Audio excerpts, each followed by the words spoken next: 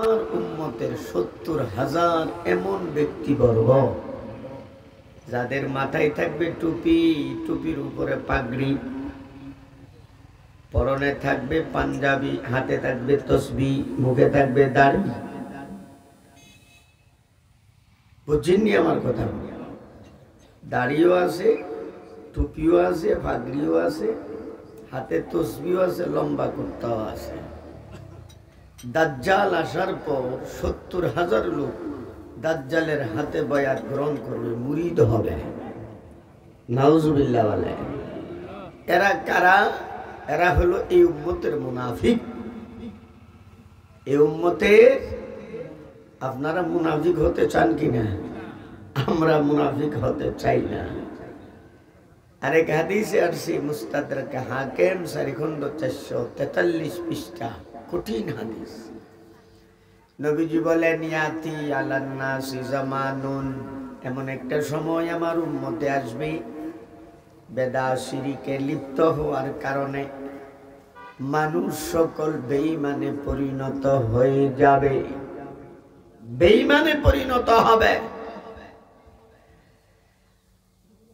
রাসূল সাল্লাল্লাহু আলাইহি সাল্লাম আল্লাহর নিকট থেকে যা কিছু নিয়ে এসেছেন সবগুলোকে বিশ্বাস করার নাম ঈমান,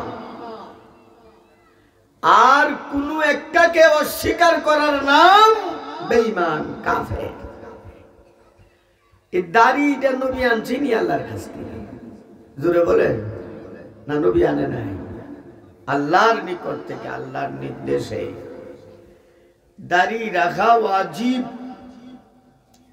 কেহ যদি মনে করে দাড়ি রাখতে হবে ওয়াজিব, এরপরও রাখে না, গুনাহগার হবে, কাফের হবে না। আরেকজন দাড়ি রাখা টাকা মানি না, কিচ্ছু বিশ্বাসই করে না, তার ঈমান আছে কি না? ঈমান নাই। আরেক দল দেখবেন আমাদের সমাজে আছে, এ দূরে দূর দাড়ি রাখে, কাইটা আসেনি দল, দাড়ি এতটুকুই যথেষ্ট, তারও ঈমান নেই। কেন? তুমি যদি দাড়ি কামাইয়া ফেলো আর যদি মনে করো দাড়ি রাখতে হবে, আমার এটা ভুল হচ্ছে, কাফের হইবা না, গুনাহগার হবা। আর যদি এক মুঠির কম কাটার পরে তুমি আরো মস্তানি করো যে দাড়ি এতটুকুই রাখলে চলে, তুমিও বেঈমান, তুমিও কাফের। নাউজুবিল্লাহ বলেন না? এইভাবে মানুষ বেঈমানে পরিণত হবে। নবীজি বলেন, ইয়াতি আলান নাসি জামানুন ইয়াস্তামিউনা ফিল মাসাজিদি ওয়া লাইসা ফীহিম মুমিন। মানুষ দলে দলে মসজিদে সমবেত হবে, মসজিদ হবে খুব চাকচক্যপূর্ণ, মোজাইক করা, টাইলস ফিট করা, এসি ফিট করা মসজিদগুলো হবে। মসজিদের জায়গা নাই, মুসল্লি ধরতেছে না। কেহ নামাজ পড়বে, কেহ জিকির করবে, কেহ কোরআন তেলাওয়াত করবে। আমার নবীজি বলেন, ওয়ালাইসা ফীহিম মুমিন, অথচ এদের মধ্য থেকে একজন কেউ মুমিন তালাশ করে পাওয়া যাবে না। আল্লাহ আমাদেরকে খাঁটি মুমিন হিসাবে কবুল করুন, সবাই বলেন আমিন। এখন আসেন, মুনাফিক কারে কম? মুনাফিক বলে ভিতরে ভিতরে বেঈমান, উপরে তোমারে আমারে নবীরে সাহাবীদেরকে ধোঁকা দিবার লাগি প্রকাশ করে জানি আল্লাহ, ভিতরে কি নাই। এমন মুনাফিকদের ব্যাপারে আল্লাহ কোরআনে বলেন, ফেরাউন, নমরুদ, কারুন, আবু জাহেল, উতবা, সাইবা এদের চেয়েও নিকৃষ্ট। এই মুনাফিকরা এদের চেয়েও নিকৃষ্ট। কেমনে বুঝলাম? ইন্নাল মুনাফিকিনা ফিদ দারকিল আসফালি মিনান নার, জাহান্নামের স্তর রয়েছে ৭টি, সর্বনিম্ন স্তরে মুনাফিকদেরকে ঢুকানো হবে। আবু জাহেল, কারুন, ফেরাউন, নমরুদকেও সর্বনিম্ন স্তরের জাহান্নামে ঢুকানো হবে না। ঢুকানো হবে কাদেরকে? মুনাফিকদেরকে। আমাদের সমাজে মুনাফিকের অভাব না। এখন আসেন, মুনাফিকরা মুমিন না বেঈমান? জোরে বলেন। বেঈমান। এখন আসেন, আমি যে আয়াত তেলাওয়াত করেছি এবং হাদিসটা পড়েছি, হাদিস তো না, শিরোনাম শুধু, হুব্বুর রাসূল মিনাল ঈমান, নবীর মহাব্বত হলো ঈমান। যার অন্তরে নবীর মহাব্বত নাই, সেই ইমানদার হতে পারে না। বাবু হুব্বির রাসূল মিনাল ঈমান, নবীর মহাব্বত অন্তরে থাকলে সে হবে মুমিন, ইমানদার। যার অন্তরে নবীর মহাব্বত নাই, সে ইমানদার নাকি? সেও ইমানদার হতে পারবে না। এ হলো শিরোনামের অর্থ। এই শিরোনামের নিচে যে হাদিসটা উল্লেখ করা হয়েছে, প্রসিদ্ধ হাদিস, রাসূল সাল্লাল্লাহু আলাইহি ওয়াসাল্লাম বলেন, তোমরা ততক্ষণ পর্যন্ত কামেল মুমিন হতে পারবা না যতক্ষণ পর্যন্ত আমি নবীকে সবচেয়ে বেশি ভালো না বাসবা। ভাইয়ের চেয়ে, বোনের চেয়ে, মা বাবা, স্বামী স্ত্রী, এক কথায় তোমার নিজের জীবনের চেয়েও আমি নবীকে যতক্ষণ ভালো না বাসবা, মুমিন হতে পারবা না, কামেল মুমিন হতে পারবা না। এখন আসুন, এ তো হাদিস গেছে, এই কামেল মুমিনের লক্ষণ সাহাবীদের মধ্যে পাওয়া গেছে।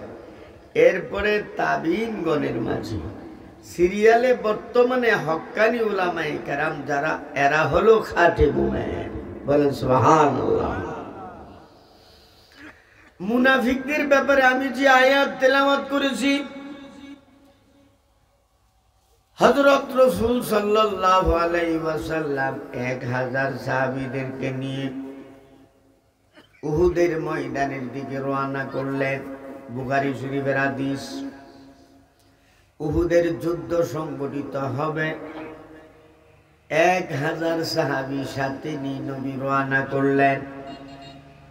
অর্ধেক রাস্তায় যাওয়ার পর মুনাফিক লিডার আব্দুল্লাহ বিন উবাই ইবনে সালুল, মুনাফিক লিডার, এই বদমাশে 300 সাহাবীদের, 300 সদস্যকে নিয়ে ফেরত আইসা গেছে। এই কথা বলে যে অনর্থক আমরা আমাদের স্ত্রীদেরকে বিধবা, ছেলে মেয়েদেরকে এতিম বানাইতে চাই না। আচ্ছা বলেন তো, রাসূল সাল্লাল্লাহু আলাইহি সাল্লামকে শত্রুর মুখোমুখি ঠেলে দিয়ে যারা পিছনে চলে যায়, এরা মুমিন? এরা তো মুমিন হতে পারে না। নবীর মহাব্বতটা দেখেন না, নবীর শত্রু সামনে দিয়ে এরা পলাইয়া চলে আসছে। এদের সংখ্যা ছিল 300। এদের দেখা দেখি আরো 2টা বড় গোত্রের লোকেরা ছিল, 400 লোক, 200 করে। এদের মধ্যে কথা কাটাকাটি হচ্ছে। এক দলে বলে আমরাও চলে যাব, আরেক দলে বলে না না আমরা যাব না। এই 2 দলের মধ্যে কথা কাটাকাটি হচ্ছে। 300 তো চলেই গেছে, 300 গেছে গা। এখন যদি 400 চলে যায়, 300 আর 400 700, লোক হইছে 1000, থাকবে কত হাজার? 300। বেঈমানদের সংখ্যা হলো 3000। কই 3000 আর 300? সমস্যা, অনেক বড় সমস্যা। নবী বড় পেরেশান। আল্লাহ রাব্বুল আলামিন এই আয়াত নাযিল করলেন, ফামা লাকুম ফিল মুনাফিকিনা ফিআতাইন ওয়াল্লাহু আরকাসাহুম বিমা কাসাবু। ওই যে 2 দল 200 করে, এদের ব্যাপারে আয়াত নাযিল করলেন, তোমরা তো খাঁটি মুমিন, তোমরা কেন ফিরে যাবা?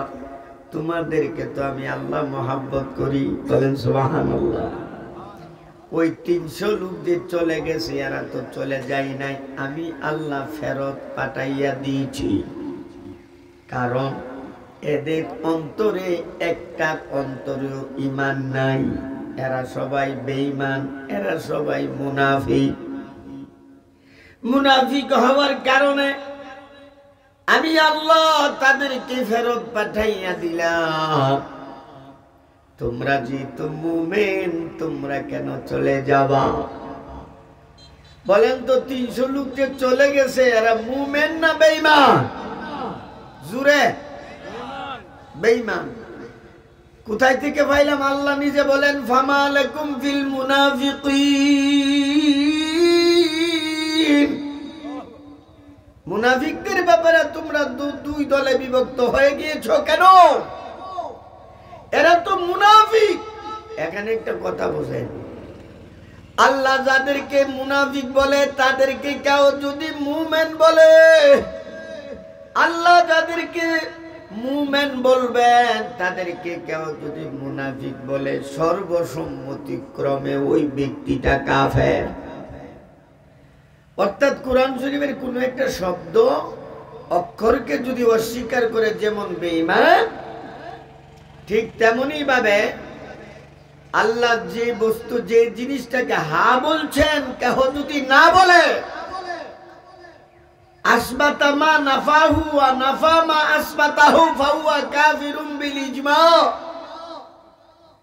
আল্লাহ যাকে হা বলছেন কেহ যদি না বলে, আল্লাহ যাকে না বলছেন এটাকে কেহ যদি হা বলে, সাইরো ইমামের ঐক্যমতে সে বেঈমান হয়ে যাবে। আচ্ছা বলেন তো 300 লোক যে ফেরত এসে গেছে এদেরকে আল্লাহ কি বলছেন? মুনাফিক কাফির। কথা ঠিক কি না? এখন এদেরকে যদি বলে না না এরা মুমিন ছিল, সাহাবী ছিল, হ্যাঁ মুসলমান না বেঈমান? জোরে বলেন। মিস্টার সাদ সাহেব এই জায়গার মধ্যে অপব্যাখ্যা করছেন যে 300 লোক ফেরত এসে গিয়েছিল এরা মুমিন এবং সাহাবী ছিল। নাউজুবিল্লাহ বলেন। আল্লাহ বলেন মুনাফিক বেঈমান, আর স্যার সাহেব বলেন মুমিন সাহাবী। এই বক্তব্যটা ওই নভেম্বরে যে আফ্রিকাতে ইজতেমা হয়েছে ওখানে দেওয়া হয়েছে। আমার এটার মধ্যে আছে, মোবাইল আছে। একটার দুইটা না, অনেকগুলো, প্রায় 53টি কোরআনের অপব্যাখ্যা করছে। নাউজুবিল্লাহ বলেন। যাই হোক বলতেছিলাম, আল্লাহ বলেন ফামা লাকুম ফিল মুনাফিকিনা ফিআতাইন ওয়াল্লাহু আরকাসাহুম বিমা কাসাবু। আল্লাহ নিজে তাদেরকে ফিরিয়ে দিয়েছেন তাদের কৃতকর্মের কারণে। দুই দল, এখন আর কোনো মতবিরোধ নাই, নবীর সাথে জিহাদে যাবেন। নবীও তাদেরকে বুঝাইছেন, আল্লাহ কোরআনের আয়াত নাজিল করলেন। এখন নবী বাকি 300 যে চলে যাচ্ছে এদের কাছে লোক পাঠাইছেন, তোমরাও চলে আসো। রাসূল সাল্লাল্লাহু আলাইহি সাল্লাম তাদের প্রতি একটু দয়াদার হয়ে গেলেন।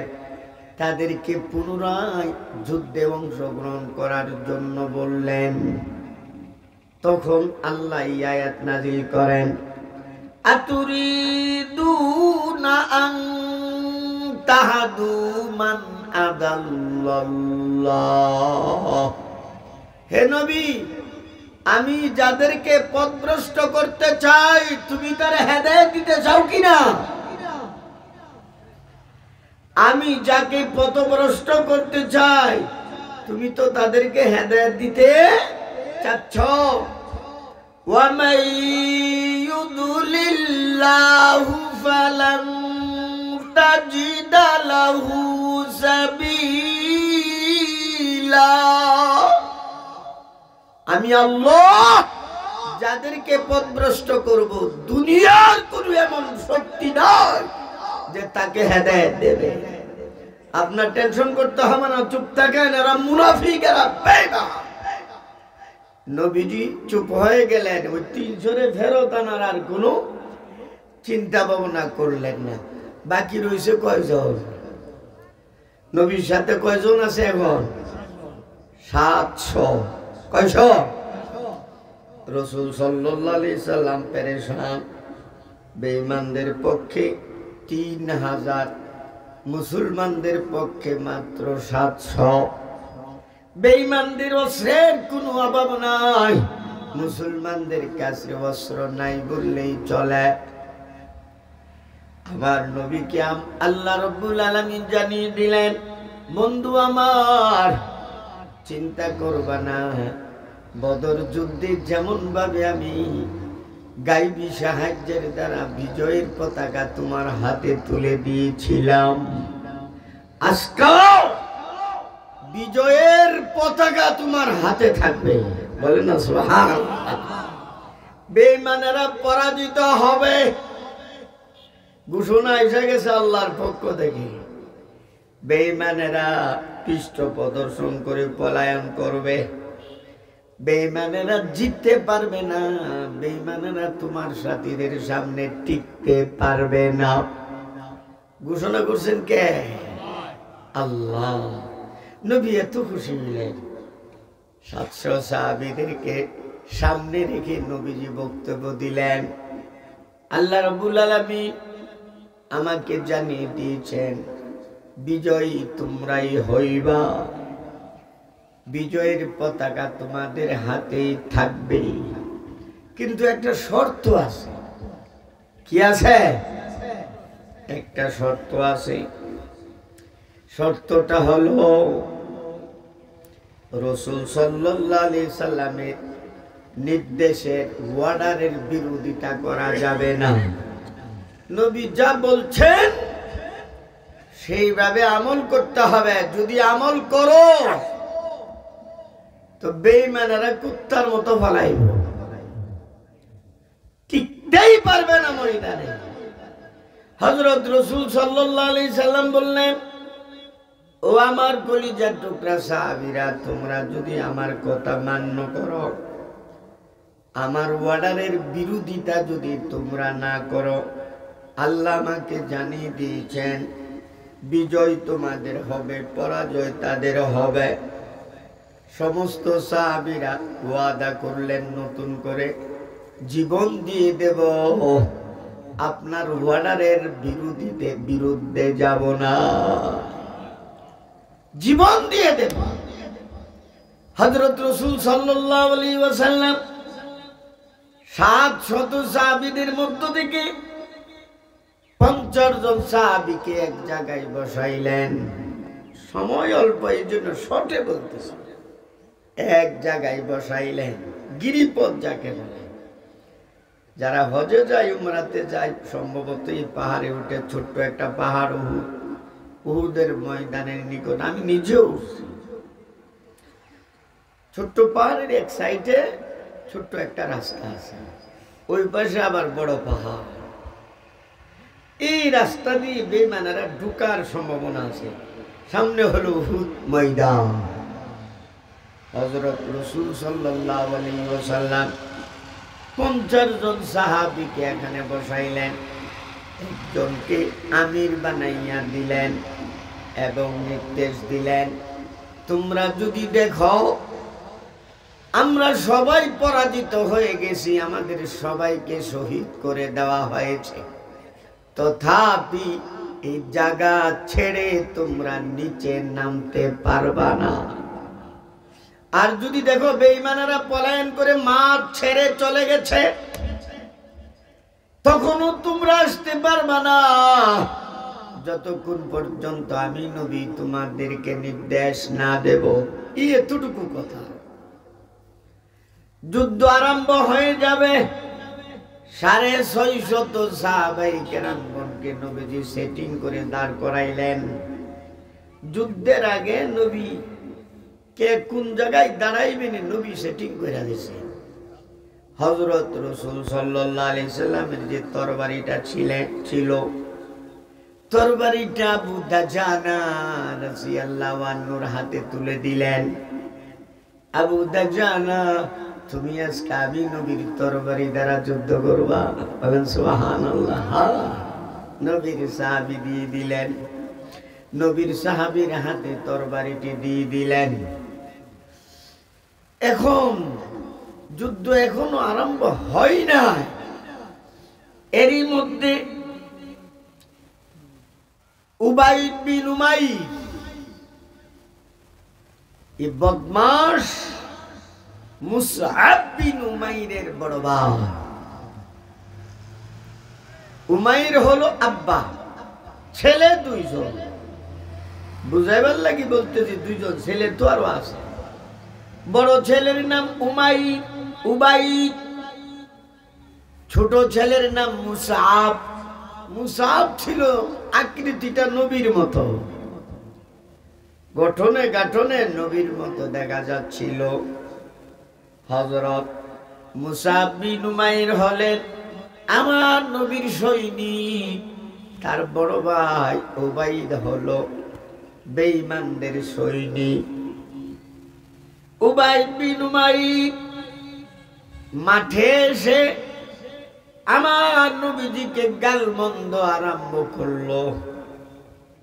ওরে মুহাম্মদ, সাহস থাকলে তুই আমার সাথে যুদ্ধ কর, আমি তোর সাথে যুদ্ধ করতে চাই। নবীজিকে লামতান বলা আরম্ভ করছে, গালমন্দ করা আরম্ভ করছে। ছোট ভাই হযরত মুসআব বিন উমাইর, এটা কিন্তু প্রথম পর্বে, মানে যুদ্ধ মাত্র শুরু হবে।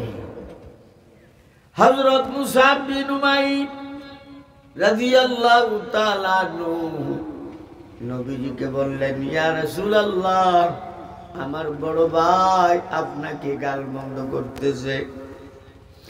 নবীজি বললেন, মুসআব, সব কিছু আমি শুনতেছি, এখনই তো যুদ্ধ আরম্ভ হবে, যুদ্ধের মাধ্যমে ফয়সালা করা হবে। মুসআব বিন উমাইর বললেন, ইয়া রাসূলুল্লাহ, আমি সর্বপ্রথম আমার বড় ভাইয়ের সাথে যুদ্ধ করতে চাই।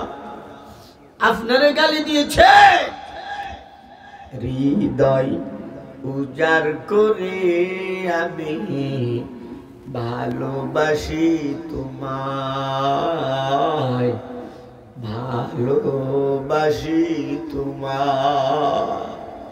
হৃদয় উজাড় করে মানে কলিজাটা দিয়া, কলিজা বাইর করলে কিন্তু মানুষ বাঁচে না। ইয়া রাসূলুল্লাহ, নারী দুনা নারিকা, আমার শরীরে রক্তবিন্দু থাকা পর্যন্ত আপনার শরীরে একটা ফুলের টুকা লাগতে দিব না। আমার জীবন দশা আমি জীবিত থাকবো, আর আমার নবীকে গালি দিয়ে সে বেঁচে যাবে, হতে পারে না। চাই সে আমার ভাই হোক, বাবা হোক, যে কেউ হোক।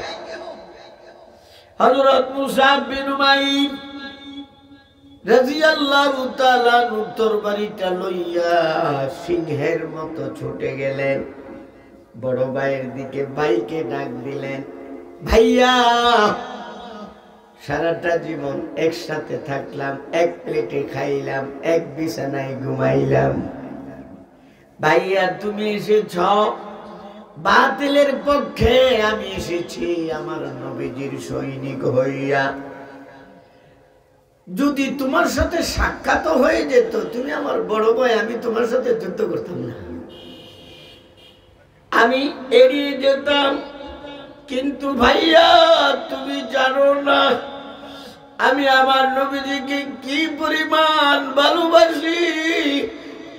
ওই নবীকে তুমি গালিগালাজ করছো, ওই নবীকে তুমি চ্যালেঞ্জ ছুড়ে দিয়েছ নবীর সাথে যুদ্ধ করবা। ভাইয়া, নবীর সাথে যুদ্ধ করার প্রয়োজন নাই, নবীর সাধারণ একজন খাদেম, আমি তোমার ছোট ভাই, আসি, আসো, খেলা হবে। এখন দুই ভাই যুদ্ধ, বড় ভাই ছোট ভাই। আল্লাহ মালুসি রুল মানিতে লেগে গেল, যুদ্ধ আরম্ভ হয়ে গেছে। ওই সময় তো দূর থেকে না, তরবারি দ্বারা সামনাসামনি। আল্লাহর কুদরত, ছোট ভাইয়ের আঘাত বড় ভাইয়ের শরীরে লেগে গেছে, আহত হইয়া মাটিতে পড়ছে। মুসআব বিন উমাইর রাদিয়াল্লাহু তাআলা আনহু আর কোনো কথা নাই, কেল্লাটা কেটে, বড় ভাইয়ের কেল্লা কেটে মাথার দইরা নবীর কাছে এনে হাজির করছে। উহুদ যুদ্ধে 5টা মাথা জমা হয়েছে, 5টা মাথা নবীর কাছে, প্রথম ফার্স্ট 5টা মাথা কাটটা কাটটা নবীর কাছে এনে থুয়া। উমর ফারুক তার আপন মামুর মাথা কাটটা এনে জমা থুছে। এই অবস্থা দেখে প্রায় 33টা বেঈমান কিছুক্ষণের মধ্যে জাহান্নামে গেছে। এই অবস্থা দেখে আর থাকে কোথায়, পলাইয়া জান বাঁচাইছে।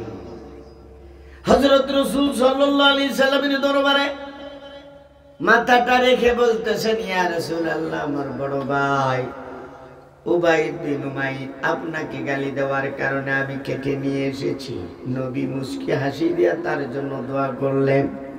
ও মুসাব, নবীর মহাব্বত উম্মতের অন্তরে এমনই হওয়া চাই, বলো না সুবহানাল্লাহ। আর আমরা সুন্নি দাবি করি কত মহাব্বতের, দাড়িটাই এক মুঠ রাখতে পারি না, কাটটাই ডারে একবারে উদ্ধার বানায়। হযরত রাসূল সাল্লাল্লাহু আলাইহি সাল্লাম তাকে সান্ত্বনা দিলেন, ভাইয়ের মাথা কেটে আনা সাধারণ কথা নাকি।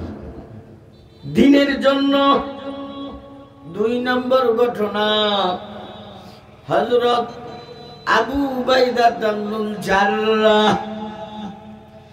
আবু উবাইদা ইবনুল জাররাহ কেমন সাহাবী ছিলেন? হযরত উমর ফারুক রাদিয়াল্লাহু তাআলা আনহু শহীদ হচ্ছিলেন, উনাকে আঘাত করার পরে 3 দিন জীবিত ছিলেন। বুখারীর হাদিসে আছে কোনো কিছু দুধও যদি খাইছে এই দিক দিয়ে বাইরে হয়ে গেছে ছিদ্র দিয়া। আগে তোর উন্নত চিকিৎসাও আছে। হযরত উমর দুঃখ প্রকাশ করে বলছেন, আজকে যদি আবু উবাইদা ইবনুল জাররাহ দুনিয়াতে জীবিত থাকতেন, আমি তোমাদের 6 জনকে পরামর্শক হিসাবে বানাইয়া যেতাম না, ডাইরেক্ট আবু উবাইদা ইবনুল জাররাহকে আমার পরবর্তী খলিফা বানাইয়া যেতাম। উমর বলছেন, হযরত আবু উবাইদা ইবনুল জাররাহ রাদিয়াল্লাহু তাআলা আনহু নবীর লাইনে দাঁড়ানো আছে। তার বাবার নাম আব্দুল্লাহিল জাররাহ। এই বুইরা আছে বেঈমানদের সাথে যুদ্ধ করবার লাগে, আর সিংহের নেই তাকড়া জওয়ান যুবক আবু উবাইদা ইবনুল জাররাহ নবীর সৈনিক। আবু উবাইদা ইবনুল জাররাহ শুনতেছেন তার পিতা আব্দুল্লাহিল জাররাহ আমার নবীকে গালমন্দ করছে। ওরে আব্দুল্লাহ ছেলে মুহাম্মদ, যত নষ্টের মূলে তুই আসস, বায়ে বায়ে গন্ডগোল তুই লাগাইছস, স্বামী স্ত্রীর মধ্যে গন্ডগোল তুই লাগাইলে, বাবা ছেলের মধ্যে গোষ্ঠীতে গন্ডগোল অশান্তির আগুন তুই লাগাইলি। মুহাম্মদ, আমি আসতাম না, আসছি শুধু তোর সাথে যুদ্ধ করার জন্য। সাহস থাকলে তুই আমার সাথে আয়, আমি তোর সাথে যুদ্ধ করে হয়তো তোকে পরাজিত করব, নতুবা তুই আমাকে পরাজিত করবে। আর ও কত ভাষায় গালিগালাজ আরম্ভ করছে। হযরত রাসূল সাল্লাল্লাহু আলাইহি সাল্লাম সবগুলো শুনতেছেন। আবু উবাইদা ইবনুল জাররাহ আমার নবীর দরবারে আসলেন, ইয়া রাসূলুল্লাহ, আমার আব্বা আপনাকে নিয়ে জঘন্যতম মন্তব্য করেছে। আমি শুনছি, সব শুনছি। ইয়া রাসূলুল্লাহ, আমার যে সহ্য হচ্ছে না, আমি আর অন্য কারোর সাথে যুদ্ধ করব না, আগে আমি আমার আব্বার সাথে যুদ্ধ করব। হয়তো তারা জাহান্নামে পাঠাম, নতুবা আমি জান্নাতে চলে যাব। শহীদ হইয়া তরবারিটা লইয়া সিংহের মধ্যে দৌড় দিলেন, বাবাকে ডাক দিলেন, আব্বা, জীবনে কোনোদিন তোমার সাথে বেয়াদবি করি নাই, চোখের দিকে চোখ মিলি কথা বলি নাই, কিন্তু আজকে তুমি এসেছো আমার নবীর বিরুদ্ধে। আমি হলাম নবীর সৈনিক। আব্বা তুমি এসেছো, খোদার কসম আমি তোমার সামনে যেতাম না, সামনে পড়লো আমি কোনোভাবে এড়িয়ে যেতাম। তুমি তো আমার আব্বা, জন্মদাতা পিতা। কিন্তু আব্বা আমার নবীজিকে যে তুমি গালমন্দ করেছো, আমার কলিজায় আঘাত লেগে গিয়েছে। এখন তো আমি তোমাকে ছাড় দিতে পারি নাই, কারণ আমার নবীজিকে কেউ গালি দেবে আর আমি বেঁচে থাকবো, হতেই পারে না। নাহারি দু না নাহারিকা, উনি বলেছিলেন ইয়া রাসূলুল্লাহ, আমার শরীরে রক্তবিন্দু থাকা পর্যন্ত আপনার শরীরে একটা ফুলের টুকা লাগতে দেব না। আমাকে মারার পরে আপনাকে যা খুশি তা করবে, আমার জীবন দশাই পারবে না। আব্বা তুমি জানো না, তুমি জন্মদাতা পিতা হতে পারো, কিন্তু আমার নবীর ন্যায় প্রিয় পাত্র আমার কাছে তুমি হতে পারবা না। আব্বা কথা বাড়াইয়া লাভ নাই, আসো তোমার সাথে আমার যুদ্ধ হবে। মারছে দড়ি কথা বলে। এখন বাবা দেখতেছে আমার ছেলে দিয়ে আসতেছে, এর সাথে তো আমি কুলাই থাকতাম না। জান বাঁচানোর জন্য এখন বাবা ধরতেছে। আবু উবাইদা ইবনুল জাররাহ পিছন দেখতে গালিগালাজ করতেছেন, বেহায়া বেশরম নির্লজ্জ। এখন ধরছো কেন? তোমাকে আমি ছাড়বো না। এক পর্যায়ে ধরতে ধরতে বাবাকে তার কাবুর মধ্যে পেয়ে গেলেন। তরবারি দ্বারা এত জোরে আঘাত করছে, কেল্লাটা কেটে কয়েক হাত দূরে গিয়ে পড়ে যাও। ওই সময় তো শক্তি আল্লাহর পক্ষ থেকে আসে। মাথাটা কেল্লাটা হাতে লইয়া আমার নবীর দরবারে হাজির করে দিলেন। ইয়া রাসূলুল্লাহ, আমার জন্মদাতা পিতা আব্দুল্লাহ জাররাহর মাথাটা আপনার কাছে নিয়েছিলাম, আপনাকে একমাত্র গালি দেওয়ার কারণে। হ্যাঁ, নবী তারও এই কথা কইছে, নবীর মহব্বত এমনই হওয়া চায়। এমন ব্যক্তিদের জন্য ই গজল, হৃদয় উজাড় করে আমি ভালোবাসি তোমায়, ভালোবাসি তোমায়। বলেন তো উনারা হৃদয় উজাড় করে মহব্বত করছে না? হ্যাঁ, এখানে আর অনেক আপন মামুর মাথা কাটতে আনছে, এরপরে খালুর মাথা কাটতে আনছে, 5টা শুধু মাথা জমা হয়েছে, সময় অল্প, বাচ্চা বেরিয়ে গেছে। এই জন্য লম্বা চূড়া করার সুযোগ নাই। এই অবস্থা দেখে 33টা বেঈমান জাহান্নামে পৌঁছে গেছে। মুসলমান একজনও না, মুসলমান একজনও শহীদ হননি এই পর্যন্ত। বেঈমানেরা মাঠ ছাইরা পালাইছে, 3000 লোক উট গুড়া থুইয়া কোন রকম দইরা যান বাঁচাইতেছে। বলেন না সুবহানাল্লাহ। অস্ত্র টস্ত্র ফালায়, অস্ত্র লইয়া তো দৌড়তো পারতো না, দইরা যান বাঁচাইতেছে। এদিকে মুসলমান যারা ছিলেন 750 জন তো ওখানে বসে, 450 মাঠে। নবীর নিরাপত্তায় ছিল 12 জন সাহাবী। এখন মোটামুটি যুদ্ধ শেষ বললেই চলে, বেঈমানেরা মাঠে আর নাই, সব চলে গেছে। এরা যে সকল জিনিসপত্র গনিমতের মাল রেখে গেছে, এখন মুসলমানেরা এই মালামাল গুলো জমা করতেছে। এদিক থেকে 50 জন আছে না, 50 জন দেখতেছে বেঈমানেরা পলায়ন করছে, মাঠে কোনো বেঈমান নাই। 50 জনের মধ্য থেকে 40 জনে বলতেছেন, এখন তো যুদ্ধ শেষ, চলো আমরাও কে কিছু গনিমতের মাল জমা করি। আমির সাহেব বললেন যে নবী নাকি বলছিলেন মনে নাই, নবী বলার আগ পর্যন্ত যাইতে পারবা না। এই বেউসুলি করছে, অমান্য করছে 40 জন।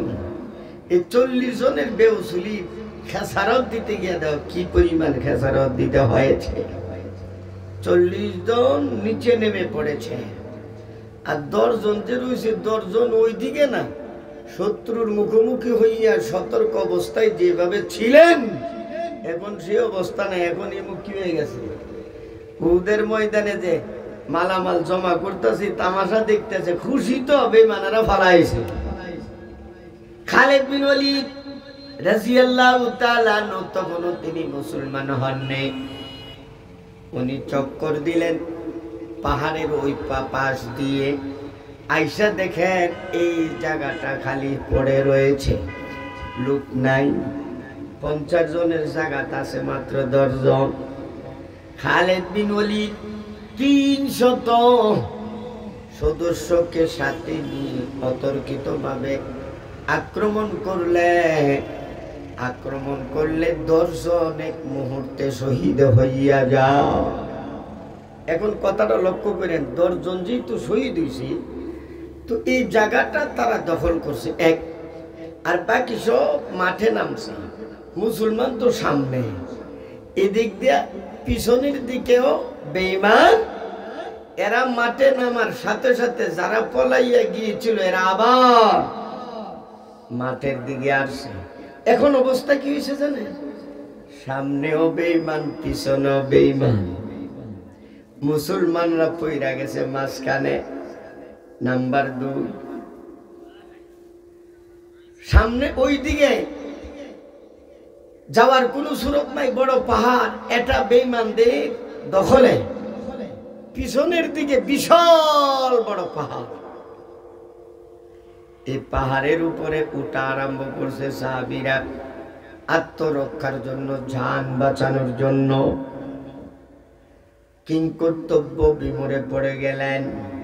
নবীর সঙ্গে যে 10 জন নিরাপত্তা কর্মী ছিলেন তারাও তুমুল যুদ্ধে শরীক হইয়া অনেকেই শাহাদত বরণ করে ফেললেন। এখন এই যে একটু নবীর কথা অস্বীকার করছে, মানে অমান্য করছে, নিশ্চিত বিজয়টাকে পরাজয়ের দ্বারা পরিবর্তন করে দিছে। হযরত রাসূল সাল্লাল্লাহু আলাইহি ওয়াসাল্লাম এমন একটা সময় ছিল রে বন্ধু, নবীর পাশে একজনও নাই। যারা যারা ছিলেন অনেকে শহীদ হয়ে গেছে, অনেকে প্রতিরোধ করার জন্য দূরে চলে গেলেন। এদিকে রাসূল সাল্লাল্লাহু আলাইহি সাল্লামকে প্রথম এক বদমাশ পাথর নিক্ষেপ করলো। ব্যক্তিটার নাম ছিল সফওয়ান বিন উমাইয়া। বুখারীর হাদিস কিতাবুল মাগাজি উহুদ পর্বে 3 ব্যক্তির নাম দইরা নবী বদদোয়া করছেন। কয় ব্যক্তি? এর মধ্যে এক ব্যক্তি যিনি নবীর দান শহীদ করেছিল, পাথরের আঘাতের দ্বারা দাঁত শহীদ হয়েছে, এর নাম ছিল হেলাল বিন সফওয়ান বিন উমাইয়া। দ্বিতীয় ব্যক্তির নাম ছিল হেলাল বিন আমর। তৃতীয় ব্যক্তির নাম ছিল হারিস বিন হিশাম। এই 3 জনে নবীর প্রতি পাথর নিক্ষেপ করেছিল। তাদের পাথরের আঘাতে দান শহীদ হয়েছে। গালের মধ্যে আঘাত লেগেছে, বুকে, পিঠে, বাহুতে আঘাত লেগেছে। নবী এরপরও দণ্ডায়মান, এরপরও কিন্তু নবী দাঁড়ানো অবস্থায় আছেন। নবীর হাতে তো কোনো অস্ত্র নাই, অস্ত্র তো দিয়া দিছেন আবু দাজানার হাতে। হযরত রাসূল সাল্লাল্লাহু আলাইহি ওয়াসাল্লামের সাদৃশ্য ছিল মুসআব বিন উমাইর, যে কিছুক্ষণ পূর্বে বড় ভাইয়ের মাথা কেটে নবীর সামনে হাজির করেছিলেন। এই মুসআবকে আব্দুল্লাহ বিন কামিয়া শহীদ করে ফেলেছে। আব্দুল্লাহ বিন কামিয়া শহীদ করে ঘোষণা করছে ইন্না মুহাম্মাদান কাদ কুতিল। মুহাম্মদকে শহীদ করে দেওয়া হয়েছে। হে মক্কার ভাইরা বোনেরা, সুসংবাদ গ্রহণ করো, আব্দুল্লাহর ছেলে মুহাম্মদকে দুনিয়া থেকে চিরবিদায় করে দেওয়া হলো। নাউজুবিল্লাহ বলেন। এটা ছিল একটা মিথ্যা গুজব।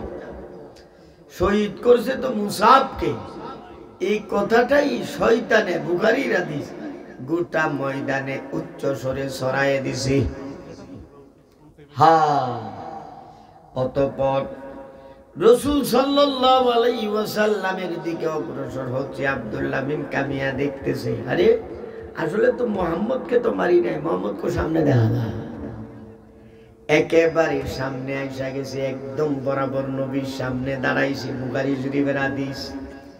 আব্দুল্লাহ বিন কামিয়া আমার নবীর মাথা বরাবর, মাথা মুবারকে তরবারি দ্বারা এত জোরে আঘাত করেছিল। আর আব্দুল্লাহ বিন কামিয়া এত বড় পাহলওয়ান ছিল, মক্কাতে বড় সবচেয়ে বড় দুই পাহলওয়ান, একজনের নাম রুকানা পাহলওয়ান, দুই নম্বর হলি বদমাশ আব্দুল্লাহ বিন কামিয়া। এত জোরে নবীর মাথায়,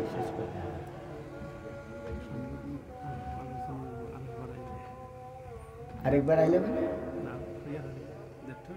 হ্যাঁ, তো এখানে আধা মিনিটে শেষ করছি, আজান হচ্ছে। আব্দুল্লাহ বিন কামিয়া এত জোরে আঘাত করছে, বুখারীর হাদিস ভাই, অকুসিরাতিল বাইদা, নবীর মাথায় যে হেলমেটটা ছিল, হেলমেটটা ভেঙে চৌচির হয়ে গেছে, হেলমেটের কড়া মাথায় ঢুকে গেছে। নবী আর দাঁড়াইয়া থাকতে পারলেন না, মাটিতে লুটিয়ে পড়লেন। যেহেতু আজান হয়ে গেছে, বাকি আলোচনা অন্য সময় ইনশাআল্লাহ হবে। আল্লাহ আমাদের সবাইকে নবীর খাঁটি আশিক হওয়ার তৌফিক দান করুন। দুঃখ তো এটাই, নবী বলেন দাড়ি রাখতে হবে। এখন দাড়ি একবার কাটতে উদ্দুর বানা আসে না, দাড়ি উদ্দুরই যথেষ্ট। যথেষ্ট যদি মনে করো বেঈমান হয়ে যাওয়া, আর যথেষ্ট না করে যদি 14 বার কামাও, এরপরে বেঈমান হইতা না, গুনাহ হবে। আল্লাহ আমাদেরকে সহি বুঝ দান করুক। সবাই বলেন আমিন, আল্লাহুম্মা আমিন। রব্বানা যালামনা আনফুসানা ওয়া ইল্লাম তাগফির লানা ওয়া তারহামনা লানাকুনান্না মিনাল খাসিরিন।